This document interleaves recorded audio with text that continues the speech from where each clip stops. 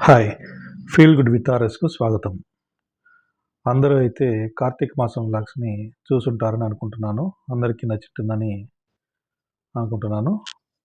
ఈరోజైతే చాలా రోజుల తర్వాత కొంత టైం దొరికిందండి. ఇలా ఖాళీ టైమ్‌గా ఉండేటప్పుడు ఏదన్నా ఒక ఐటెమ్ అనేది చేయడం అంటే నాకు చాలా ఇంట్రెస్ట్.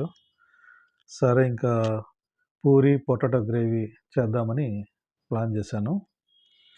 మామూలుగా ఏందంటే ఇళ్ళల్లో టిఫిన్ అంటే ఇంకా ఇడ్లీ, దోస, ఉప్మా ఇలాంటివైతే మనం రెగ్యులర్‌గా చేసుకుంటూ ఉంటాము. అంటే ఇవి కొంచెం ఈజీగా ఉంటాయి. వీటికేందంటే సైడ్ డిష్‌తో పెద్దగా మనకి పని కూడా ఉండదు. ఇంట్లో ఉండే పచ్చళ్ళు, కూరగాయలు, పొళ్ళు ఏవో ఒకటితో ఈ టిఫిన్‌లయితే మేనేజ్ చేయొచ్చు. కానీ పూరి అంటే కొంచెం సైడ్ డిష్ అయితే ఉంటేనే బాగుంటుంది తినడానికి. జనరల్‌గా కూడా అందుకే ఈ పూరి అనే దానికి ఒక స్పెషల్ ఒక ఇది కూడా ఉంటుంది. ప్రతి ఒక్కరికి చాలా ఇష్టమైన ఐటెము. మనం ఇప్పుడు హోటల్స్‌కి, రెస్టారెంట్స్‌కెళ్ళినప్పుడు కూడా ఫస్టు ఫార్మాలిటీకి ఇడ్లీ అట్లా ఆర్డర్ చేసుకున్నా కూడా నెక్స్ట్ ఇంక తిందామనేసరికి పూరీనే ఉంటుంది నెక్స్ట్ ఆప్షను. ఆ విధంగా అందరికీ చాలా ఇష్టమైన ఐటెము పూరి ఉంటుంది. ఇంక ఈరోజైతే నేను పూరి, పొటాటో గ్రేవీ చేద్దామని డిసైడ్ అయ్యాను. ఇక పూరి చేయడం అనేది ఇంకా అందరికీ తెలిసిన విషయమే. అంటే ఇక్కడ నేను ఎలా చేయాలి, ఏం చేయాలనేది చెప్పడం లేదు. జస్ట్ ఏంటంటే నేనెలా చేస్తానో ఊరికే జస్ట్ అట్లా మీతో షేర్ చేసుకుంటున్నాను. నేను ఈ మధ్య కాలంలో ఇలా వంట చేసి చాలా రోజులైపోయింది. ఇట్లా ఏదన్నా ఖాళీ టైం దొరికితే మాత్రం ఖచ్చితంగా ఒక ఐటెమ్ అయితే చేయడం నాకు చాలా సరదాగా ఉంటుంది. ఇంట్రెస్ట్‌గా గూడా ఉంటుంది. ఇంకా పూరీలైతే మొత్తం ఒత్తుకొని ఇంక వేయించుకునేస్తున్నాను. ఇంకా నెక్స్ట్ అయితే ఇంకా తిరుపతిలో కార్తీక మాసం కాబట్టి ఇంకా తిరుచానూరులో కూడా బ్రహ్మోత్సవాలు స్టార్ట్ అవుతున్నాయి. ఈ బ్రహ్మోత్సవాలు 17-25 వరకు జరుగుతాయి. చాలా గ్రాండ్‌గా ఉంటుంది. ఇంకా నేను పెట్టే వీడియోలైతే మీకు నచ్చినట్లయితే మర్చిపోకుండా లైక్ చేయండి, షేర్ చేయండి, సబ్స్క్రైబ్ చేయండి. సబ్స్క్రైబ్ చేయకుండా చాలామందైతే చూస్తున్నారు.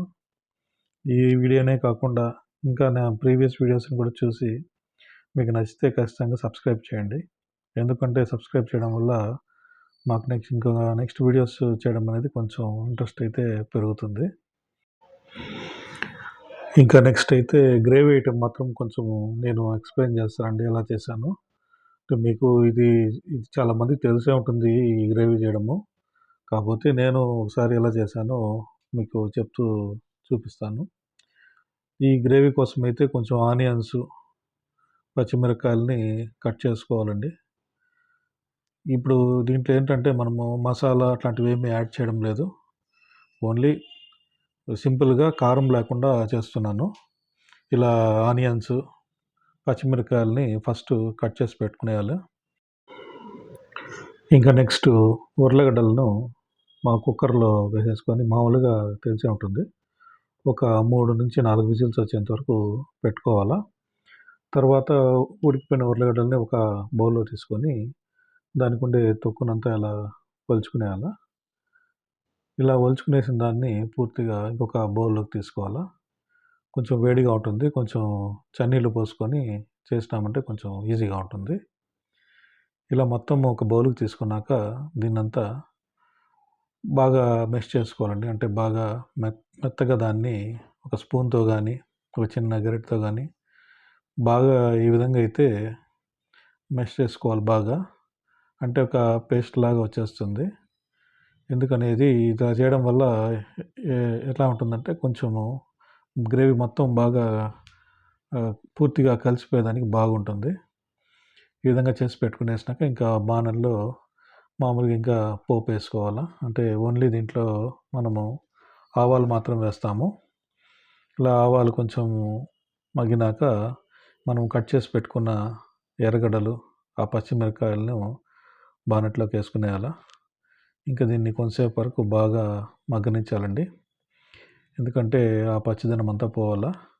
నెక్స్ట్ దాంట్లో కొంచెం సరిపడా ఉప్పేసుకోండి.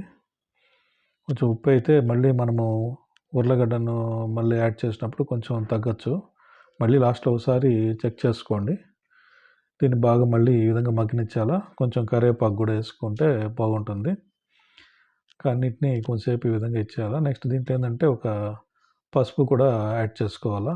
ఎందుకంటే పసుపు వేస్తే కొంచెం టేస్ట్ ఉంటుంది. కొంచెం కలర్ కూడా బాగుంటుంది. పసుపు మొత్తం వేసుకొని బాగా మగ్గనిచ్చాలి ఈ విధంగా. తర్వాత బాగా మగ్గిపోయినాక అవసరమైన గ్రేవీకి ఎంత వాటర్ అవసరమవుతుందో చూసుకొని అంత వాటర్‌నైతే ఈ విధంగా యాడ్ చేసుకునేయాలా. ఇప్పుడేంటంటే ఈ వాటర్‌లో ఈ మొత్తం బాగా సబ్స్టెన్స్ మొత్తం బాగా ఉడికిపోయినాక మనము మెష్ చేసుకున్న ఆ ఉర్లగడ్డను అలా వేసేసేయాల. ఇక మొత్తము ఒకసారి కలియబెట్టేసినామంటే కొంతసేపటికంతా మీకు గ్రేవీ అనేది రెడీ అయిపోతుంది. హాయ్ అండి, ఇప్పుడైతే దీన్ని ఉర్లగడ్డ గ్రేవీ అంటారు. ఇప్పుడు వచ్చి పూరి అండి, పూరి రెడీ అయింది, ఉర్లగడ్డ గ్రేవీ రెడీ అయింది.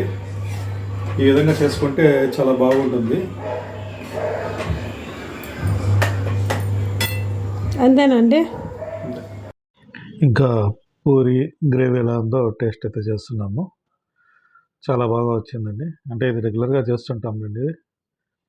రుచి అయితే చాలా బాగుంది. మీకు కావాలంటే కూడా మీరు ఇంకా దీంట్లో మసాలా ఐటమ్స్ కానీ ఏదైనా యాడ్ చేసుకోవాలంటే కూడా యాడ్ చేసుకోవచ్చు. కారం లేకుండా అయితే ఈ విధంగా చేసుకుంటే చాలా బాగుంటుంది. థ్యాంక్స్ ఫర్ వాచింగ్ అండి. బాయ్.